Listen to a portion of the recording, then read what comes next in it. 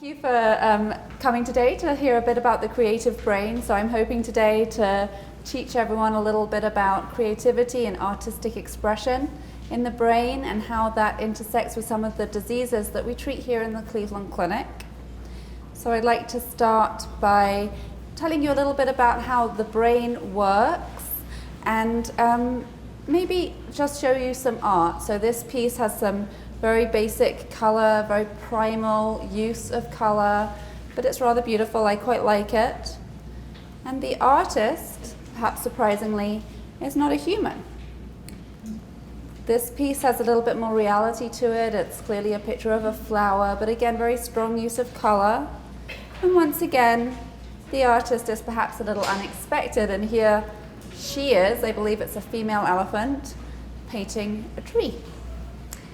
So we're not alone as humans with our artistic ability. There are certainly other species that have artistic ability, or at least if they're trained in that way.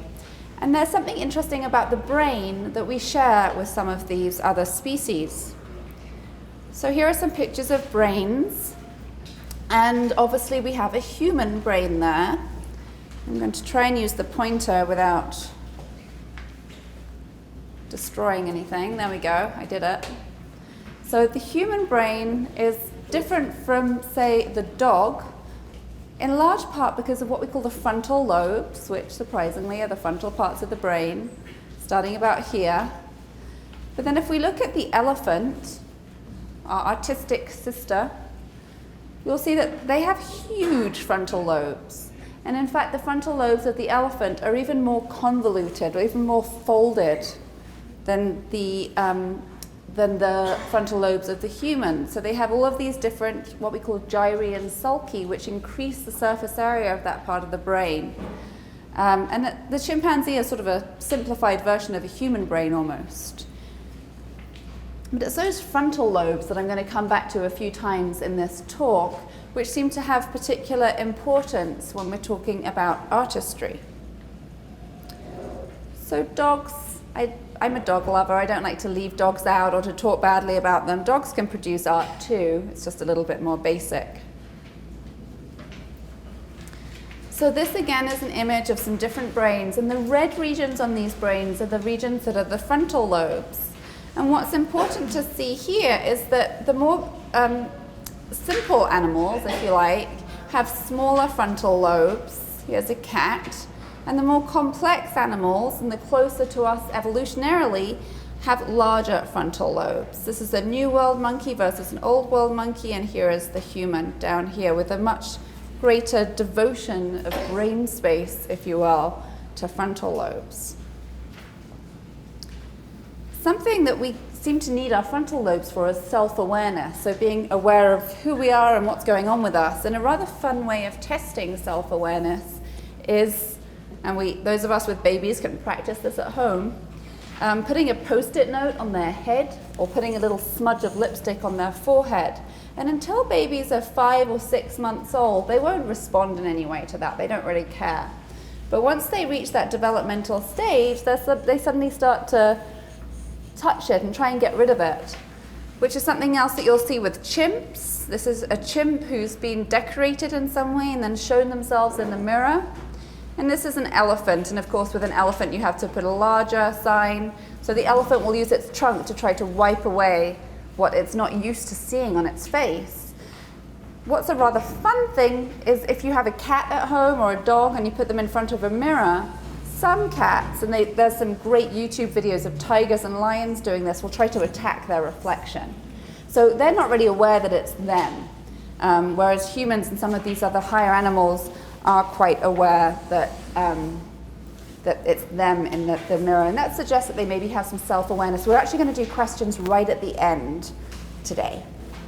But thank you for your interest. So something else that's different about the frontal lobes is some of the cells that we have in our frontal lobes. We have various different kinds of cells in our brains. But one kind of cell is called a von Economo neuron. And it's a little bit different from most of the other cells in the brain, which look like this and have lots of branches coming off, in that it's very direct. And it's kind of a one way for one part of the brain to communicate very quickly with the other part. These cells happen in the frontal lobes of the brain in a region called the insula and the anterior cingulate, and they're more common on the right side of the brain than the left. So we've talked a little bit about frontal lobes, and now I also want you to think about the right and left as having some difference, because that's going to come up a little bit more later on. In diseases such as frontotemporal dementia, which is one disease that we see all too often here at the clinic, patients tend to have a reduction in insight or self-awareness, and they actually lose these neurons more quickly than other kind of neurons in their brain. So to get on with art in the brain, the first disease that I would like to talk about, or disorder rather, is autism. So this is a developmental disorder. It starts very early in childhood, and it's characterized by reduced social skills and poor communication. People with autism tend to enjoy having very rigid days, very rigid schedules, a lot of routine and repetition, and taking something out of their routine can be very upsetting to them. Some people with autism, and this isn't all that common, but some people will develop very strong memory or very strong skills in art. And I'm going to show you a couple of examples. So this is a young man called Stephen Wiltshire, and he's an artist with autism. He has both strengths in memory and art. So this is an image that he has created, a huge drawing, pencil drawing of Manhattan. And one of the really amazing things about this young man is he does a lot of these drawings entirely from memory. So he almost takes a snapshot in his brain of this very, very complex image, and then will draw it over days or weeks from memory. So there is Manhattan, and this is my hometown of London with the Thames running through it. I think this is the Houses of Parliament and Big Ben. I think we have the London Eye over there. It's a really very, very detailed and true to form image of the city. So this is another artist, and Asperger's is similar to autism. It's on the same spectrum or scale, but people with Asperger's tend to be a little bit higher functioning than people with autism. And this is a young man who developed skills, particularly in botanical images. Very complex and rich pictures, again, with a very strong and somewhat unusual sense of color in his images. Some people have postulated that maybe Andy Warhol may have had Asperger's. He was a strange guy, and he liked repetition. So if you see one of his more famous images here, or series of images of the Campbell's soup cans, same image over and over again, faithfully reproduced. And that, along with some of his social interactions and unusual ways of interacting, have led some people to suggest that maybe he had Asperger's. So with functional imaging studies now, we can look into the brains of people without having to harm them in any way, or without having to wait for them to die. This is a study that looks at people with a gene which is a risk factor for autism compared to people who don't have that gene. And you'll see that there's changes or differences in the frontal lobes of the brain, and this is actually the right hemisphere of the brain, in patients who are at risk versus those who are not. They have thinner frontal lobes. So, and again on the right compared with the left. So the frontal lobes on the right side of the brain seem to have something special about them when it comes to artistic ability. Of course, here at the center, one of our main goals is to help patients who have Alzheimer's disease. And Alzheimer's, as I'm sure you all know, is characterized by a progressive loss of memory. It tends to start later in life, when people are in their 70s or 80s. And this story is about somebody called Lester Potts. He was diagnosed when he was 70 years old. And at that stage, his wife was looking for ways to keep him busy during the day, keep him engaged in things. And she sent him to an adult center. He had never shown any interest in art before. He was a man who had always had jobs involving his hands. He'd worked in mines. And he just wasn't an artsy type. But at the day center, he met an art teacher, and she got him painting, just for fun, for the first time. And then he really took to it. And this is something that we see with some of our patients. It's rare, but it's something that sometimes we explore as a pleasurable activity that can help some patients to relax and enjoy their time. So I'm going to show you some of his images as his disease evolved. So this is one of his very early images, and remember, this man had never really been involved in art before, so it's a really very attractive picture, and this is one of the early ones. He obviously liked things in nature, and he used color in a very, very strong way, but really very beautiful and pleasing images. As his disease evolved, his art changed quite a bit. So he went from those very vibrant colors and very happy themes of small animals and trees and flowers, and he started including scenes from his early childhood. And he had a very hard upbringing. He was very, very poor as a young man. This is one of the pictures of one of the houses near where he lived, very basic and a very much darker use of color. And this is an image which seems quite depressing. It seems like there might be a grave site involved. And this is one of the the last images he produced prior to his death. Another disorder which is sometimes linked with art is a disease which really affects the left hemisphere of the brain. And it's called primary progressive aphasia. Primary meaning the earliest changes, progressive meaning that it gets worse over time, and aphasia meaning that it affects language. So this is a disease where instead of the slow decline in memory that we see in Alzheimer's disease, there's a slow decline in language over the years. It tends to affect younger people in their 50s or 60s, and the earliest symptoms are having difficulty coming up with words and or understanding what others say to them. So there's a famous composer named Maurice Ravel who likely suffered from PPA. And PPA hadn't been described at that time, but he was looking back into his life, it seems that it fits with the symptoms that he presented with. And I'm just going to switch here and start playing, hopefully in the background, a piece called Bolero that he wrote in the early stages of his disease. So let me see if I can do that without too much disruption. Oh no, I lost the little tab.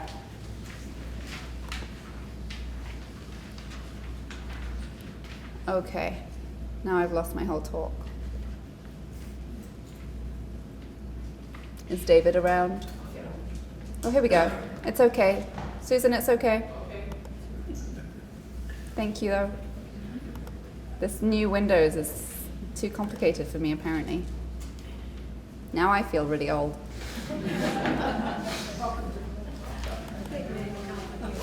Okay. So this is Bolero. It's a very long piece, so I'll just play a snippet.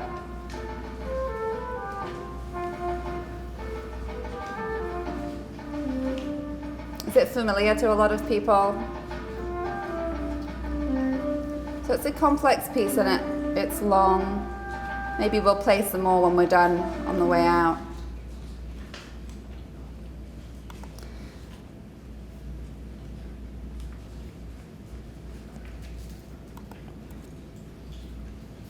So switching from that for a second, and I will come back to Bolero. Ann Adams is a patient who's allowed science to share her name. She was an artist who developed PPA.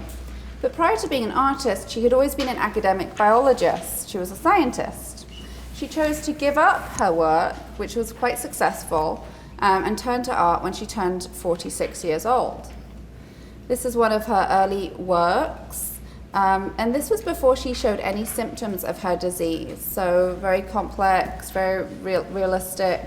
There's some nature, but there's also some man-made, the house there. Prior to her illness, she became really fascinated with Ravel, like almost to the point of obsession. And when she was 53, and again, this was 7 years before we knew anything about her symptoms, she painted a piece called Unraveling Bolero. And this was a visual interpretation of that piece that we just played a little snippet of. And this is the piece. And if anyone's interested, I strongly recommend Googling this paper by Seeley in 2008. It's freely available, and it really describes the whole process in great detail. But this is her painting, which uses each note and gives each note a different characterization, and gives some of the other characteristics of the piece, different colors, different shapes, and she's really got the whole piece in there, including all of the crescendos. So she did this greatly detailed and kind of interesting piece 6 years prior to any symptoms. She also turned a little bit more to including some of her previous knowledge of biology into her images. So this is a book that she created called the ABC of Invertebrates, which sounds to me very cool, but maybe that's kind of geeky. So she's got E for earthworm, O for octopus. I'm not quite sure what the plants are at the bottom. But beautiful images, very, very detailed. A lot of repetition, again, kind of like those people with autism and Aspergers. So this is an image directly from that paper by Seeley. And he's got some brain scans at the bottom there. Now, she happened to bump her head and have a brain scan in 1998 when she wasn't symptomatic. In fact, it wasn't a head bump. She had breast cancer, and they were just giving her a brain scan just to make sure there was no spread of the disease. So we actually have a scan of her brain from when she had no symptoms at all. And this brain, these pictures are kind of the MRIs, and would be like if we took a slice about here and we were looking down on it from above. So the eyes would be up here, her ears would be about here, and this would be the right side of the brain and the left side. Things get switched in radiology just to make life complicated. And so what we see is when she was pre-symptomatic, her brain actually looks fine. In 2000, when she had her first language symptoms, there was some difficulty coming up with the right word, sort of a slowness in her language. There's really no differences that we can pick up with the human eye there. But in 2002, when they finally determined that what she had was primary progressive aphasia, this side of her brain, the left side, and the temporal and frontal lobes here, which are involved in language, are beginning to shrivel up or atrophy a little bit compared with the right side, which really isn't affected. And that just gets worse over time. And this is 2004 when they went to UCSF, where Dr. Seeley is, and she had more investigations. And her art also evolved somewhat over time, from more abstract to more realistic. And she seemed towards the end to kind of abandon the biological nature of it also. This was her brain at death. So what's really remarkable about frontotemporal dementia is somehow the brain knows that only the frontal and temporal lobes should be affected by this disease, and it's one of the great mysteries in what we do. Why does it not spread all over the brain? So this is the back of the brain. This is an area called the cerebellum right at the back. And these are her frontal lobes. And you'll see that it's almost like somebody has attached two different brains together because the frontal lobes are so shriveled. I think I have that's where it should be.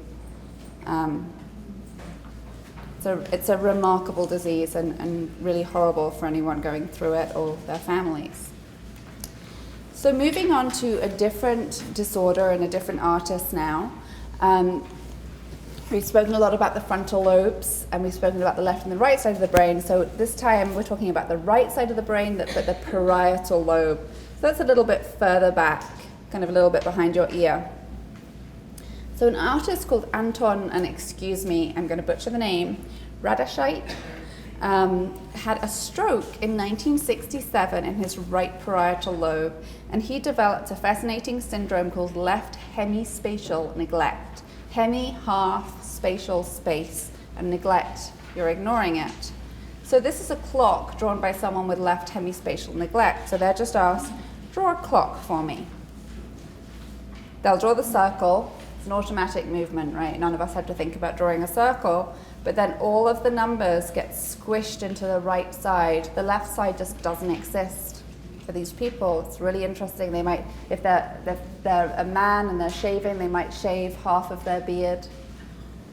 It's not someone you want behind a wheel of a car, for sure. So these are some of his images prior to his stroke.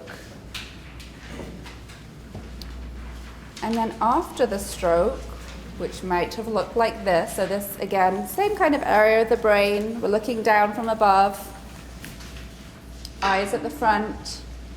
The left is the right and the right is the left, because life has to be complicated in medicine. And a big area of white here that should be nice and grey like it is on this side. So he sustained a large stroke in the right parietal lobe. Oh, there it is. So after he had the stroke and he had this hemispatial neglect, his images, his pictures obviously changed radically. This is a self-portrait. He produced a series of self-portraits which allow us to walk through his recovery from his stroke. So this is one of the very early ones. Really, there's nothing on the right side of his face or the right side of the paper. These kind of strokes do tend to recover. The brain recovers a little bit from them. So as he recovers, his left side gets more detail, and he gets a little bit more detail in the right, but it's never as rich as the left, and he continues to only really use the left side of the page. And it continues until he makes a fairly good recovery, but obviously not back to the kind of pictures he was painting prior to the stroke. Fellini, movie director, also had some neglect after he had a similar stroke, and he also had an interesting symptom called confabulation, so basically making stuff up. So he is being tested here on his ability to draw this figure that we sometimes torture our patients with. And initially after his stroke, he would draw the right side and ignore a lot of the left. And after a while, he would draw the right side and then he would make stuff up. And it was always very raunchy. It was always naked women. And I think he had a female neuropsychologist, and he made suggestion that this might have been her. So, and then I think this last one, he's sick of drawing clocks. So he's mocking his neuropsychologist who's making him draw clocks every few days. So we've talked quite a bit now about diseased brains. What about the healthy brain? So we're all getting older, unfortunately. Some brains seem to get better as they age. Why is that? Some of my colleagues at my graduate school at Northwestern are doing a really cool study called the Super Ages Study. So they are interested in looking at people who are 85 and older and who are doing really well, who aren't showing the normal signs of aging, certainly who aren't showing signs of Alzheimer's, but people who are doing really, really well. And they're trying to learn more about the secrets of super aging so that they can teach that to the rest of us and we can all be super agers. What they've shown is that the brain doesn't have to go through normal decline. Regions of the brain, and specifically regions in those frontal lobes, are thicker and healthier in people who age more as they get older. They've found some slight differences in genes, but they haven't been able to find any secrets in terms of diet or lifestyle. Other than a generally healthy lifestyle, there's no one secret that they've been able to discover as yet. They've been studying cognition, but I think it would be really fascinating to do a similar study looking at creativity. So I wanted to give an example of a superager. So Frank Gehry is the architect who designed this building. And I wanted to take you through some of his images over the years. So this is in Los Angeles, Santa Monica Place. It's a shopping mall. And he designed this at age 43. He became a little bit more creative in his 50s. This is a guest house and a house. But again, they're all kind of square lines for the most part. Certainly nothing like this building that we're sitting in today. When he was 68, he designed the Guggenheim Bilbao, which is perhaps one of his earliest buildings with that wavy metal that we're seeing here. Here he is at 81 when he designed our building, standing in front of it. It's apparently one of his favorites. And at 82, he designed this really cool skyscraper in New York City. Picasso is another artist who had a really long career and changed and perhaps improved as he got older. So this first image here, he did when he was 15, and this goes right round to 92 at the end. So some of his most famous images, he was quite elderly when he produced. So this is a quote from Picasso: "The chief enemy of creativity is good sense." So I wanted to leave you with that, along with a picture of our beautiful building and the Smith Center, some creativity just across the street from our neuroscience. So thank you all for listening.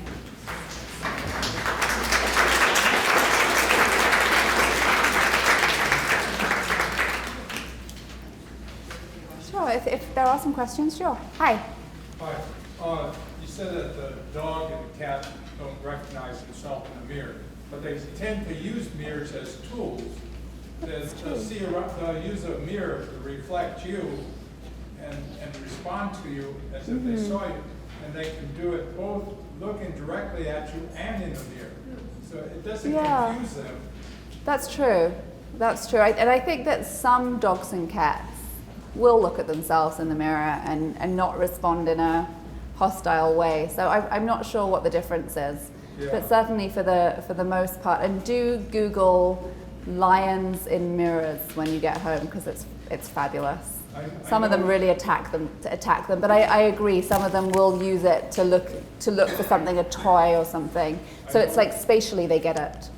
When I'm at the sink in the bathroom, the dog will look at me in the mirror, or he'll look directly at me if I turn my head. So he knows it's you, but he might not know it's him. But there's two of me that he has a choice of. That's true. Maybe he thinks it's a bonus. Maybe he thinks one of you lives in there. I don't know. Oh, of course. Was there another question? Yes. In aging, the difference between dementia aging and Alzheimer's aging, did you work that into your study to say, yes, there will be dementia always to some degree, or not, with creativity's sake? So I think, and correct me if I'm wrong, so the question is, with aging, is there always Alzheimer's, or is there sometimes always normal? Always a little Alzheimer's versus, always a little dementia versus Alzheimer's. So Alzheimer's disease is one of the most common causes of dementia. And it is thought, some scientists think that if we all lived till we were 150 or 200, we would all eventually get Alzheimer's disease. It's just that most of us will die before that happens. There are certainly normal changes in cognition as we get older that most of us who aren't super agers will go through. We'll get a little bit slower. It'll be harder for us to come up with the right word in conversation. We won't be doing multiple things at once anymore. But Alzheimer's disease is different in that it's a bigger loss, and that tends to lead to dementia, which is the loss of functioning. So with creativity, I don't think that creativity necessarily protects someone from Alzheimer's disease or other forms of dementia, but for some people, as they develop those forms of dementia, they may become more creative as their brain changes, if that answers your question. Any other questions? Yes. Does a child prodigy have, for instance, Mozart, who knew what he was doing from the age of 2 or 3? Does that have any connection with? So the question, I think, is, does a child prodigy such as Mozart, who knew what he was up to even at age 2 or 3, does that have a connection with the frontal brain? You know, I don't know if anyone's ever looked into that. I don't know enough about Mozart or other child prodigies to know. Certainly there is this idea of the idiot savant, which is a horrible term, which describes some of these autistic kids where they've certainly seemed to have sacrificed other aspects of their normal development in order to develop these special talents. But I don't think that's true of all child prodigies. I think that there are many who do very well socially. So I'm not sure. I bet his brain would look different though. I know that they've looked into the brains of a lot of geniuses, people like Einstein, for example. He has a different kind of brain a little bit to the rest of us. He was also dyslexic. So I think that there is some theory that if you have one very, very strong ability or several very strong abilities, that might be at the cost of other abilities. But I'm not sure about Mozart. I would love to know. Yes. I was a nanny for several years, and I actually had the pleasure of working with a lot of kids with autism and Aspergers syndrome. And what I've noticed in my personal experience is that a lot of them, though they lacked, like, I guess, social traits, they also had a lot of creativity. So maybe that is kind of balance. Balances out, yeah. They go one thing and just like kind of tries for another thing in a way. I think that's a really good point. So she was mentioning she was a nanny for many years and had the privilege of working with kids with autism and Aspergers, and that maybe there's a balance between losing some social skills but gaining some creativity. And I think that's a fabulous way of looking at it, that it's a difference. And maybe they're not social in the same way that we're social, but they have special skills in addition, which unfortunately most of us don't have. Right. Yeah. Yes. Hi. How can we exercise our brain? Is it simply by doing something different or using our left side of our body if we're used to the right? I think that so the question is, how do we exercise our brain? Should we just do things that are different, or should we use the left side of our body where we would normally use our right? And I think those are two very good examples. What I always tell people is that there's a few different aspects of our thinking in our brain that we can exercise, and a really important one is the social brain. And I think that loneliness and social isolations are two huge risk factors for Alzheimer's disease. So even if you have just one or two good friends in your life, you don't have to have teams of them, that's very protective. Keeping yourself stimulated with interesting conversation, going to see movies, doing different things that you wouldn't normally do, but are fun, I think are important. I think that some people will get stressed out trying to exercise their brain. They give themselves 10 crossword puzzles that they have to do a day even though it bores them. Or they want to do the Lumosity or one of those other programs and they're just not that interested. That I would not ever advise. What I suggest is doing something that's pleasurable, because enjoyment is protective as well. If you can do something social, that's great. And then physical exercise. Perhaps the strongest evidence for healthy aging is physical exercise. So if you can, or do whatever you can within any physical constrictions that you may have. And what I advise people to do is combine them. Go for a walk with a friend and have stimulating conversation while you're doing it. Have a political discussion with your dog. Do anything that's kind of stimulating to you but enjoyable at the same time, and mix it up as much as you can. So I think just keeping busy in as many ways as you can. There's no magic bullet, there's no one special thing that we can do, but if we can broaden our horizons as much as possible and keep physically fit, that's going to stand you in as good stead as we can. Oh, sure. Any questions from Elko, Pahrump, or Battle Mountain? We good? Okay.